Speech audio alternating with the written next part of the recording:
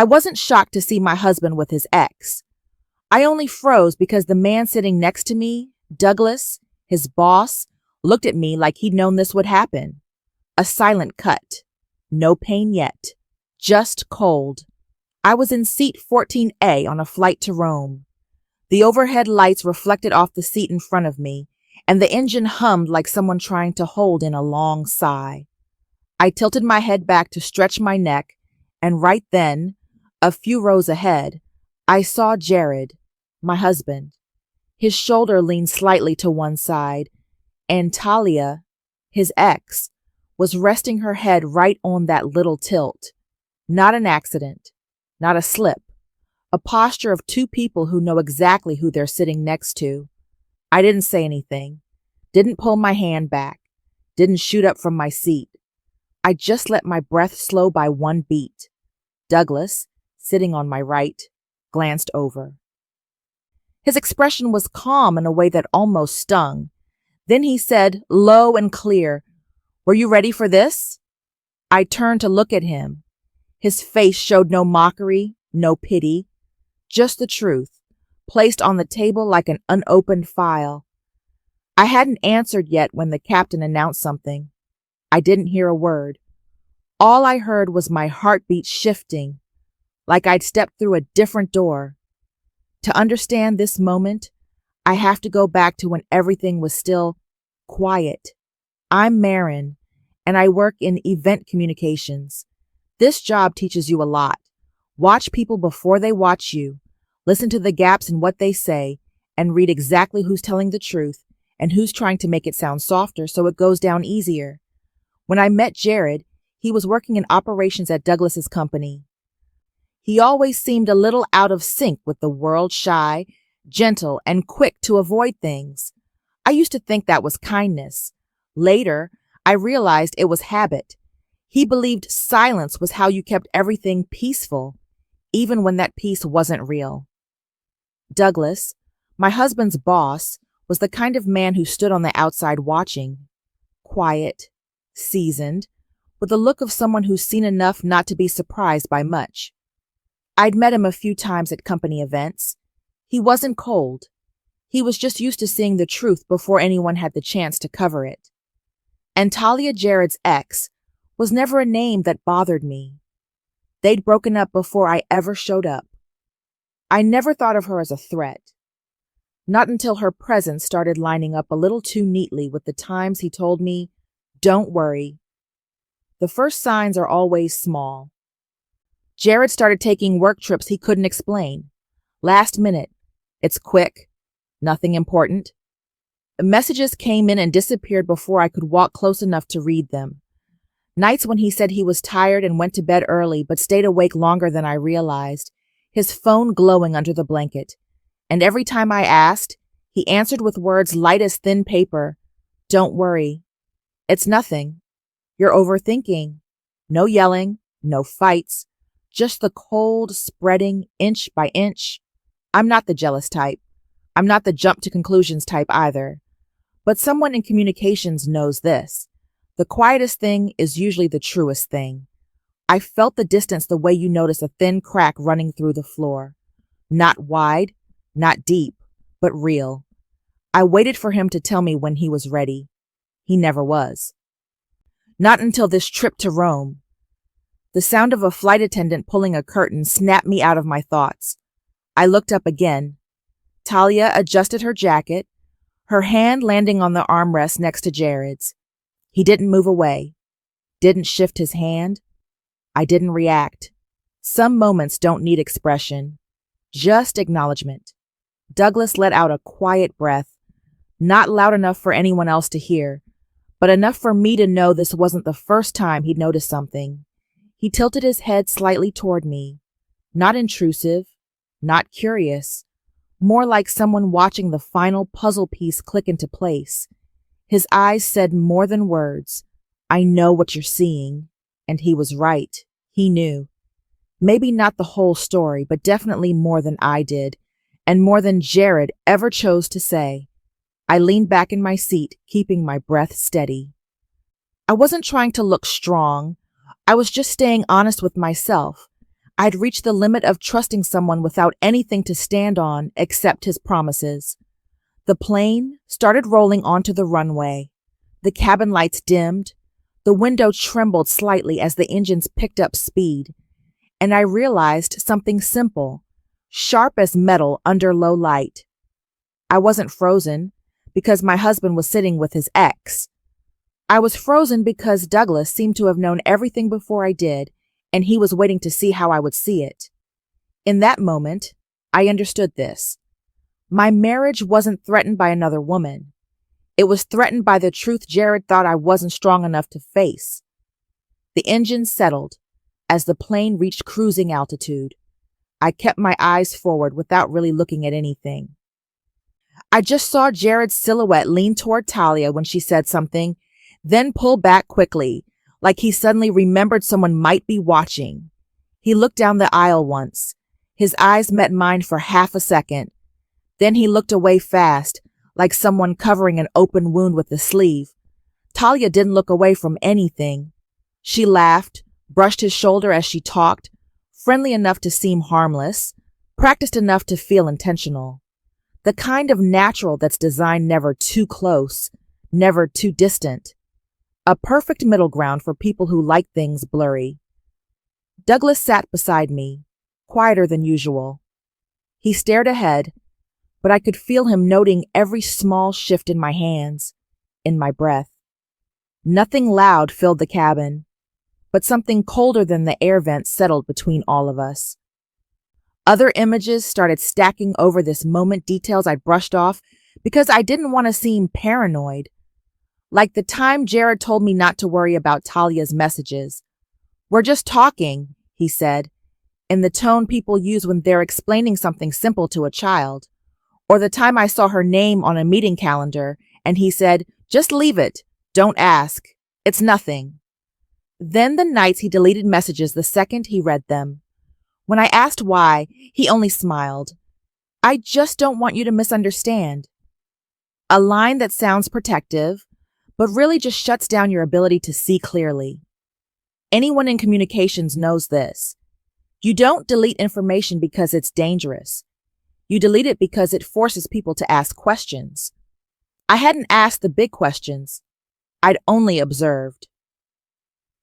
And when you observe long enough, you start to understand. Douglas leaned a little toward me, not close enough to cross a line, just enough to tell me he was about to say something he'd been weighing for a while. "How long have you been seeing this?" I didn't answer right away, but the truth is it startled me.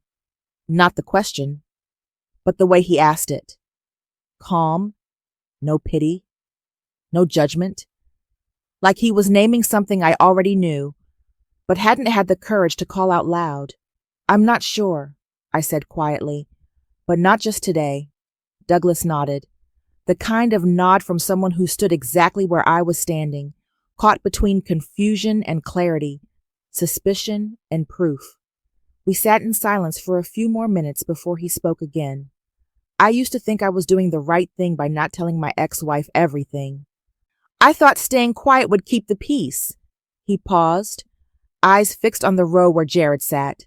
But silence collapses a house faster than the truth. I didn't ask him anything else. What he said was enough, and it hit exactly the place I'd been avoiding for weeks. Douglas didn't say much, just a few lines, but they carried more weight than all the arguments I used to think I was avoiding by staying calm. Silence can look like maturity, but it can also be the way someone keeps you outside the real parts of their life. I looked up again. Jared was typing something on his phone. Talia leaned in to read along. Not overly intimate, but close enough to make the distance between me and him unmistakable. Not painful, just cold. Cold like touching a metal surface you didn't realize would chill you. And I started to see something simple. Talia wasn't the problem. She was just the mirror showing a gap that had been in my marriage for a long time. What made me feel alone wasn't her presence. It was the fact that Jared believed the truth had to be filtered before it reached me. Douglas let out a slow breath. Not long, not heavy. The kind people make when they already know something, and choose to let you see it for yourself instead of explaining it for you. I realized he knew more about Talia than I'd assumed, not because he cared about Jared's personal life, but because he was the kind of man who noticed the whole picture before anyone else realized something was off. But he didn't speak about it. He wasn't part of my marriage. He wasn't responsible for saving it. He was just the person holding up the mirror so I could finally see. The plane tilted slightly as it changed direction, the seat vibrating against my back. I wasn't thinking about Talia anymore. I wasn't thinking about the moment Jared looked away. I was thinking about the question Douglas had placed between us. How long have you been seeing this? There isn't a precise answer, but there is one clear enough for me. I'd seen it long before I was willing to admit that a marriage doesn't break because of a third person. It breaks when the person beside you believes you can't handle the truth. Jared didn't betray me by sitting next to Talia. He betrayed me by deciding for me that silence was what I needed. The plane leveled out again. I leaned back, keeping my hands still on my lap. Not angry, not shaking. Just fully aware of something I used to soften for myself. I didn't lose my husband to someone else. I lost him to the part of himself he never let me enter. And that was the real distance. We were somewhere over the clouds when the incident happened. A flight attendant walked by, and Talia leaned over to call her. Her voice was gentle but loud enough for the whole row to hear. "Excuse me, I'd like to switch seats so I can sit with my friend up front." The man sitting next to her shook his head immediately. "I picked this seat. I'm not moving." Talia looked at the attendant, then at Jared, waiting for him to speak up for her. Jared just blinked, unsure, caught like someone who didn't know which side he was supposed to take. Meanwhile, the man beside her leaned back, arms crossed, already irritated. A small moment, but enough to tighten the air in the cabin. Douglas set his magazine down and stood up before the flight attendant could. He didn't raise his voice. He didn't make it a scene. He just walked over with the calm of someone who knows how to put out a fire before it spreads. "Is there a problem?" he asked, looking at Talia and then at the man beside her. The attendant explained briefly. Douglas nodded once. Then he said something that settled the entire row. "No one needs to move. If there's a special request, it can wait until we land." His voice wasn't harsh, but it had weight. The kind that makes people stop because they realize they're crossing a line. Talia's cheeks flushed. Jared stared down at his hands. Like both of them were more afraid of Douglas's presence than they'd ever admit. I watched the scene without feeling jealous or angry. I just saw one thing clearly. The discomfort in Jared's eyes wasn't about Talia. It was about being seen, about someone witnessing what he didn't want exposed. Another cut. Quiet, sharp, and this time, I didn't stay still. I unbuckled my seatbelt and stood up, walking toward them one step at a time. Not fast, not slow, just steady enough for Jared to see me coming before I stopped. He looked up. His face changed the second I stood just one seat away. "What do you want me to believe in this moment?" I asked. My voice wasn't raised, wasn't shaking, just clear. Jared opened his mouth, but nothing came out.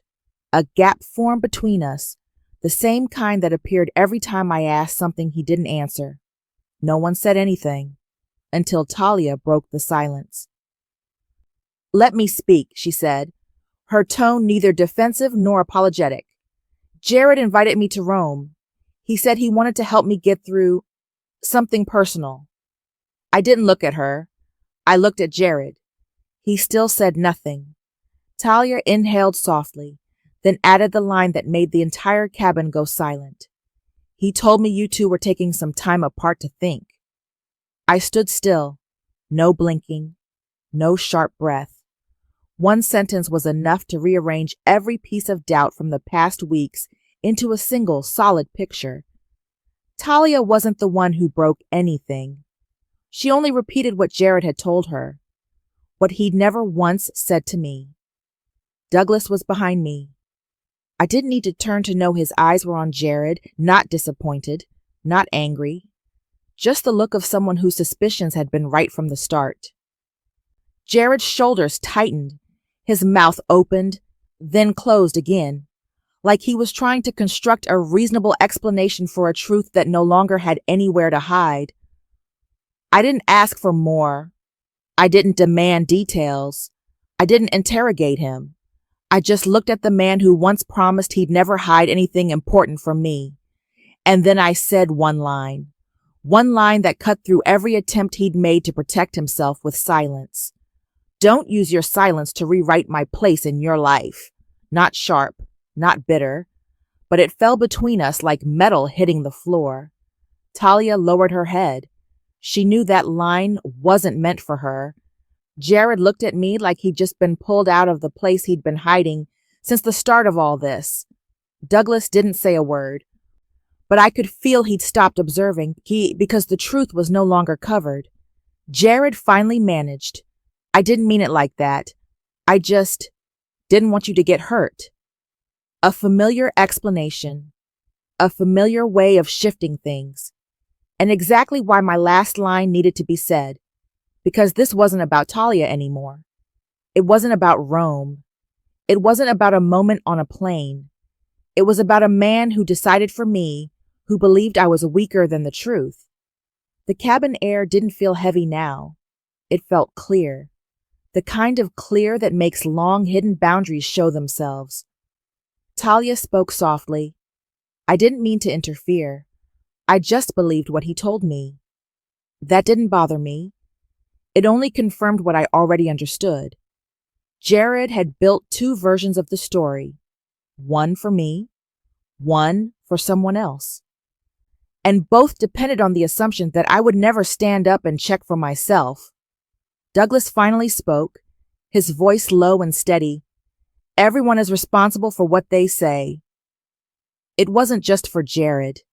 It was for me too, the person who had just redrawn her own boundaries. I walked back to my seat, not to distance myself, but because there was nothing left for me to stand there and wait for. Jared had been exposed, to me, to Douglas, to himself. He couldn't use "it's nothing" to cover it anymore. Couldn't use silence as armor. Couldn't place me outside the story of my own life. A few rows ahead, I saw him lower his head into his hands. Talia turned toward the window. Douglas sat beside me again, saying nothing. All three of them understood. The truth had just rearranged every one of our positions in this story. And Jared, for the first time, had nowhere left to hide. The plane touched down with a small jolt. None of us said a word as it slowed and taxied toward the gate. The air was still heavy, but not with the weight of the unknown. It was the heaviness that settles after everything is exposed, when there's nothing left to lean on except the bare truth. I stood to grab my bag. Douglas stepped into the aisle first, then paused just long enough for me to fall in behind him. Jared walked a few steps behind us, not moving ahead, not slipping to the side, just behind, as if that distance was the natural outcome of everything he'd created. Outside the aircraft, the Rome airport was brighter than I expected, but the light didn't warm the air between us.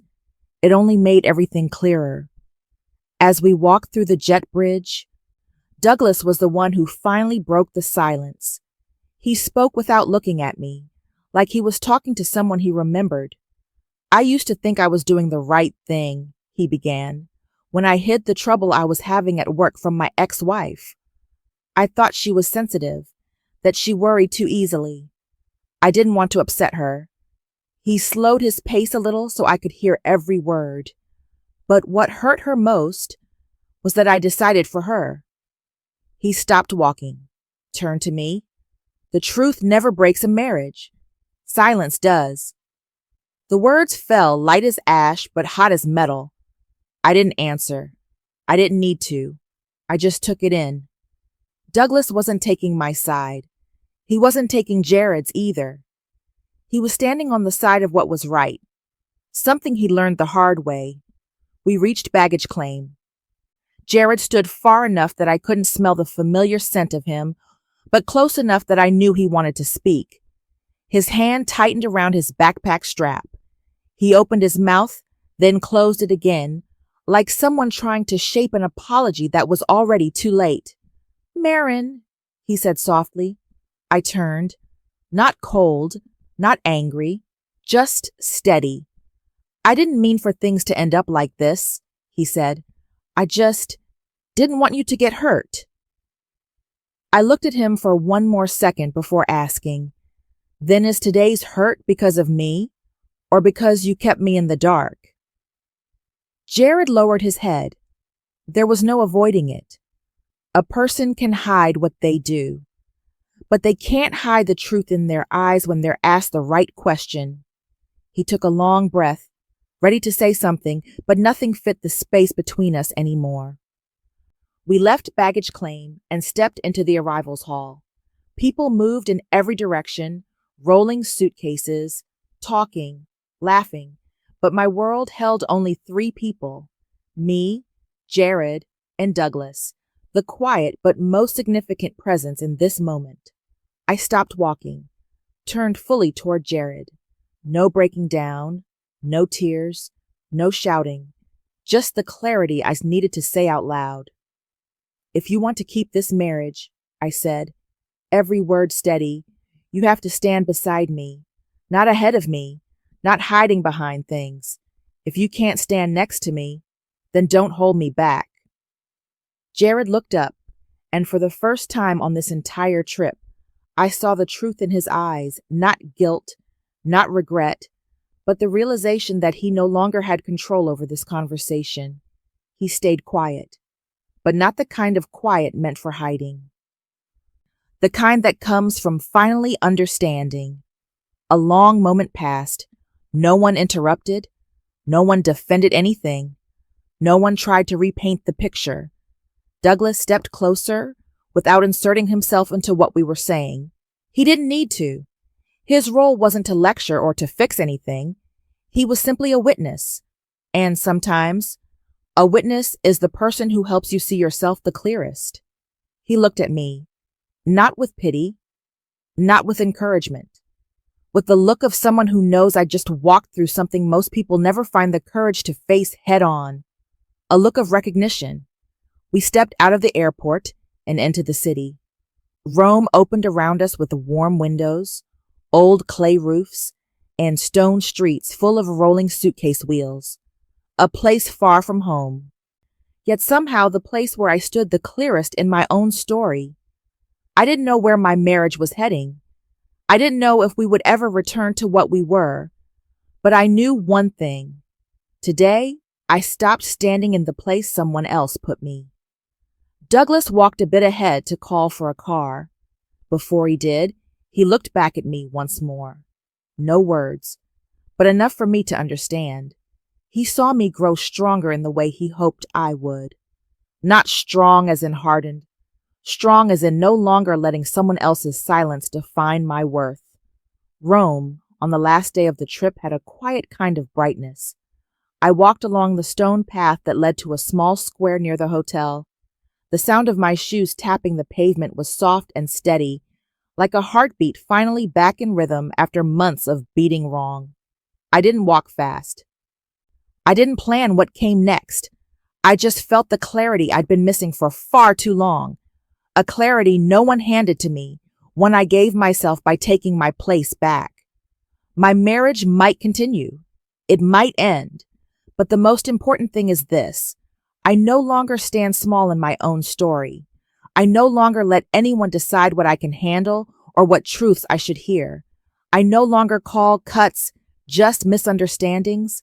I no longer shrink myself so someone else can breathe easier. And Rome, on this morning, was simply the backdrop for that shift.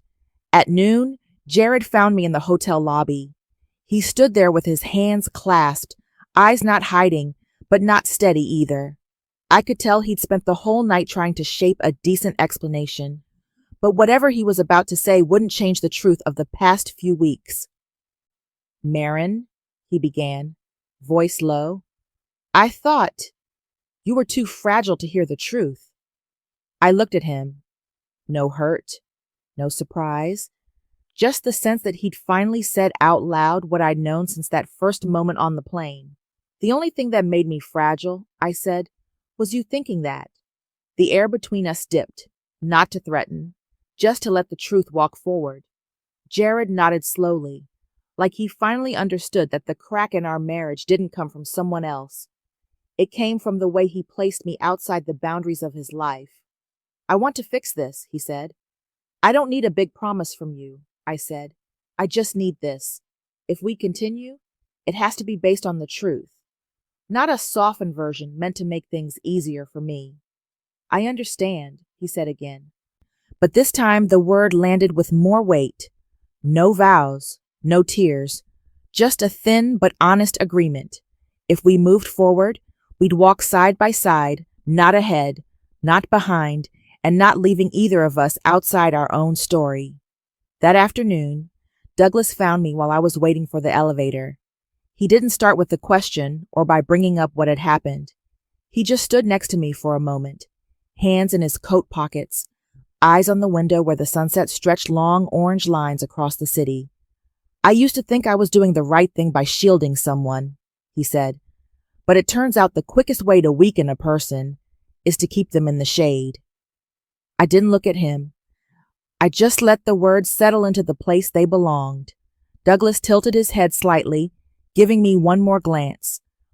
You don't need protecting, he said, his voice light, more observation than encouragement. You just need not to be underestimated. That wasn't a compliment. It was the truth, and the truth I needed most at that moment. I nodded in thanks. He didn't respond, just walked away, leaving exactly the amount of space someone needs when they're growing into themselves.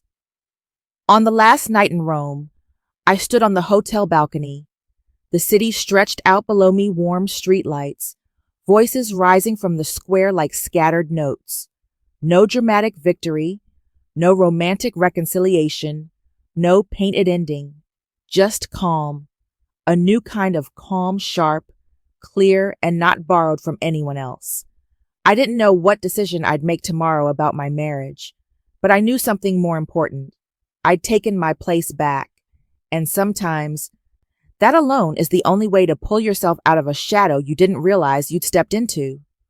Rome stayed still in front of me, and for the first time in months, I stood still too, in my own way. In the end, what I learned wasn't how to save a marriage, it was how to hold my place in any relationship. When someone else decides what you can handle, you shrink without noticing. When you stand up straight again, everything around you has to adjust. And sometimes that alone is enough to change the entire story. And have you ever been in a relationship where the silence hurt more than the truth? If you want, you can share your thoughts or your own story in the comments. I always appreciate what you bring here. That's the end of this story. Thank you for spending your time with me. If you enjoy stories like this, you can support me with a subscribe and a like. It helps me keep telling more stories for you.